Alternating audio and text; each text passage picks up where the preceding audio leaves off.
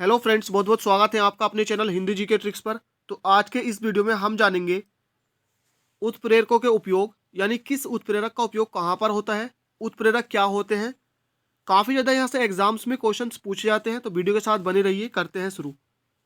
सबसे पहले जान लेते हैं कि उत्प्रेरक होते क्या है। आपको ध्यान रखना है, उत्प्रेरक, अभिकर्मक और उत्प्रेरक वर्धक, इनमें काफ़ी ज़्यादा कन्फ्यूजन होता है और एग्जाम में गलत भी कर देते हैं। तो सबसे पहले हम जान लेते हैं उत्प्रेरक क्या होते हैं। देखिए, उत्प्रेरक क्या होते हैं? किसी भी रासायनिक अभिक्रिया के वेग को परिवर्तित करने वाले जो भी पदार्थ होते हैं, क्या कहलाते हैं? उत्प्रेरक कहलाते हैं।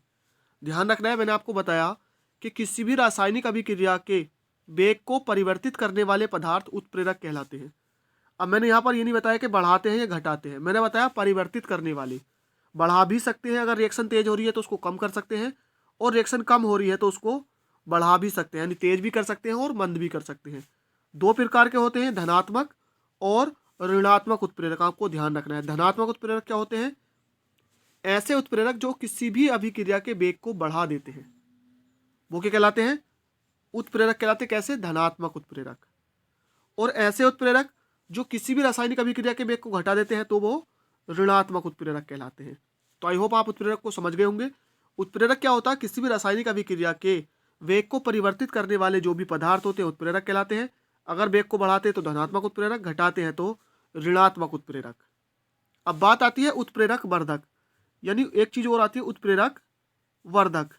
ये क्या होते हैं? तो देखिए, ऐसे पदार्थ जो उत्प्रेरक की क्रियाशीलता को बढ़ा देते हैं, यानी ऐसे पदार्थ जो उत्प्रेरक की क्रियाशीलता को बढ़ा देते हैं, उत्प्रेरक वर्धक कहलाते हैं। इनका रिएक्शन से कोई ताल्लुक नहीं होता है, इनका ताल्लुक किससे होता है? उत्प्रेरकों से होता है। ये उत्प्रेरक की जो क्रियाशीलता होती है उसको बढ़ा देते हैं। तो उत्प्रेरक की क्रियाशीलता को बढ़ाने वाले क्या होते हैं? उत्प्रेरक वर्धक कहलाते हैं। और सबसे जरूरी बात कि उत्प्रेरक किसी भी रासायनिक अभिक्रिया को शुरू नहीं करते हैं। आपको ध्यान रखना है, उत्प्रेरक किसी भी रासायनिक अभिक्रिया को कभी शुरू नहीं करते हैं। एक तीसरी चीज आती है अभिकर्मक। अभिकर्मक क्या होते हैं? देखिए, अभिकर्मक क्या होते हैं? ऐसे पदार्थ जो किसी भी रासायनिक अभिक्रिया को शुरू करते हैं, अभिकर्मक कहलाते हैं। यानी कोई भी रासायनिक अभिक्रिया है, अगर ठंडी पड़ी है, रिएक्शन नहीं हो रही है, बहुत मंद हो रही है, तो अभिकर्मक अगर उसमें डाल देते हैं तो वो रिएक्शन शुरू हो जाती है। तो ऐसे पदार्थ जो किसी भी रासायनिक अभिक्रिया को शुरू करते हैं वो कहलाते हैं अभिकर्मक। आपको ध्यान रखना है। तो ये थे अभिकर्मक उत्प्रेरक, जो अभिक्रिया के वेग को परिवर्तित करते हैं, धनात्मक बढ़ाते हैं और ऋणात्मक घटाते हैं। उत्प्रेरक वर्धक, जो पदार्थ उत्प्रेरक की क्रियाशीलता को बढ़ाते हैं, उत्प्रेरक वर्धक कहलाते हैं। तो ये थे अभिकारक, उत्प्रेरक और उत्प्रेरक वर्धक और अभिकर्मक। अब बात करते हैं कौन सा उत्प्रेरक कहाँ पर काम करता है। तो सबसे पहले है अमोनिया गैस बनाने की जो हैबर विधि है, इसमें जो उत्प्रेरक के रूप में यूज होता है वो है लोह चूर्ण। किसका उपयोग होता है? लोह चूर्ण का। काफी ज्यादा ये पूछा जाता है, आपको ध्यान रखना है। और साथ ही साथ ये भी पूछा जाता है कि अमोनिया गैस किस विधि से बनाई जाती है, तो इसे हैबर प्रक्रम या हैबर विधि के नाम से जाना जाता है। उत्प्रेरक कौन होता है यहाँ पर? लोह चूर्ण का इसमें इस्तेमाल किया जाता है।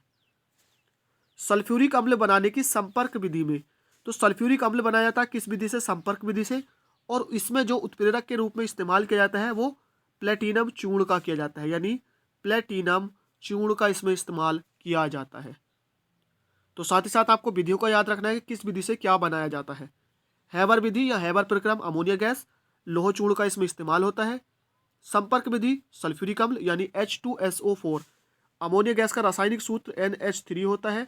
सल्फ्यूरिक अम्ल का H2SO4 होता है, ये ध्यान रखना है आपको। सल्फ्यूरिक अम्ल बनाने की शीश कक्ष विधि में, कौन सी शीश कक्ष? तो इसमें होता है नाइट्रोजन के ऑक्साइड्स का, यानी नाइट्रोजन के ऑक्साइड का इसमें इस्तेमाल किया जाता है। ये नेक्स्ट मोस्ट इंपोर्टेंट है वनस्पति घी, यानी वनस्पति तेलों से कृत्रिम घी बनाने में, इसमें होता है निकेल का, यानी कि Ni। और ये मोस्ट इंपोर्टेंट है, कितने ही एग्जाम्स में कितनी ही बार पूछा जा चुका है। इसे हाइड्रोजनीकरण भी कहते हैं। तो वनस्पति तेलों से कृत्रिम घी बनाने में निकेल का इस्तेमाल किया जाता है। निकेल उत्प्रेरक के रूप में यहाँ पर यूज किया जाता है। एल्कोहल से ईथर बनाने की विधि में, तो एल्कोहल से ईथर जब बनाया जाता है तो इसमें क्या आता है? गर्म एल्यूमिना का उपयोग, गर्म एल्यूमिना। उसके बाद नेक्स्ट है क्लोरीन गैस की डीकेन विधि में। तो ये ध्यान रखना है, क्लोरीन गैस किस विधि से बनाई जाती है? डीकॉन विधि से। इसमें होता है क्यूप्रिक क्लोराइड का इस्तेमाल किया जाता है। नेक्स्ट है आमाशय में प्रोटीन को पेप्टाइड में अपघटित करने में तो होता है पेप्सिन एंजाइम का। किसका होता है? पेप्सिन एंजाइम का इसमें उत्प्रेरक के रूप में इस्तेमाल किया जाता है। नेक्स्ट है आंतों में प्रोटीन को अमीनो अम्ल में अपघटित करने में ये होता है इरेप्सिन एंजाइम का। आंतों में अग्नाशय में प्रोटीन को अमीनो अम्ल में अपघटित करने में ये होता है ट्रिप्सिन एंजाइम का। तो आंतों में अगर प्रोटीन को अमीनो अम्ल में अपघटित करना है तो इरेप्सिन का, और अग्नाशय में अगर प्रोटीन को अमीनो अम्ल में अपघटित करना है तो ट्रिप्सिन का।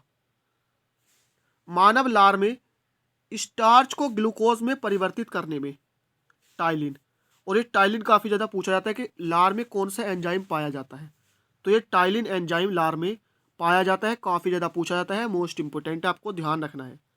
और मानव लार में जो स्टार्च को ग्लूकोज में परिवर्तित करता है वो भी टाइलिन ही करता है।